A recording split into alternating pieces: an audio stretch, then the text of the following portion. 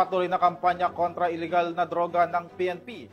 Naglunsad ng Anti-Illegal Drug Awareness ang mga tauhan ng Regional Police Community Affairs and Development Unit 2 sa mga estudyante ng Reyna Mercedes Vocational Industrial School, Isabela.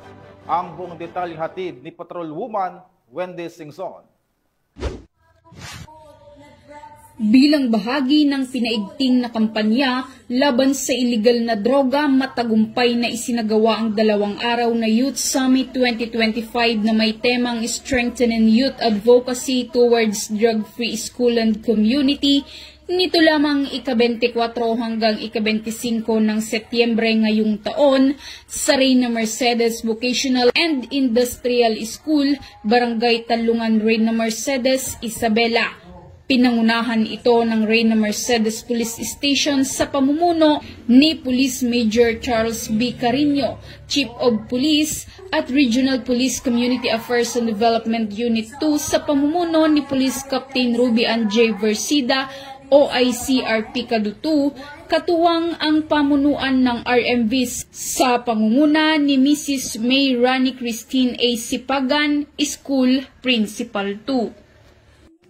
Umabot naman sa 1,200 na mag-aaral mula junior at senior high school ang nakibahagi sa nasabing programa.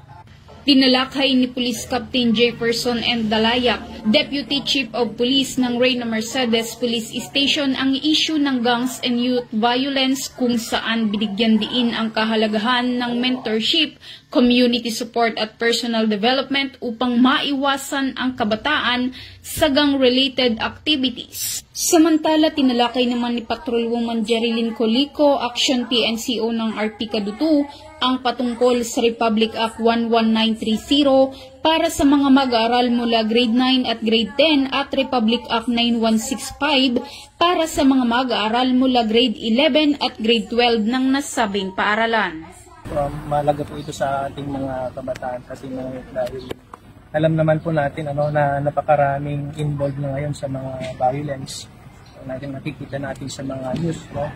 Kaya mahalaga po ito yung ating activity na ginagawa sa mga school para sa ganon ma-educate po yung ating mga kabataan, lalong-lalo na itong mga estudyante po.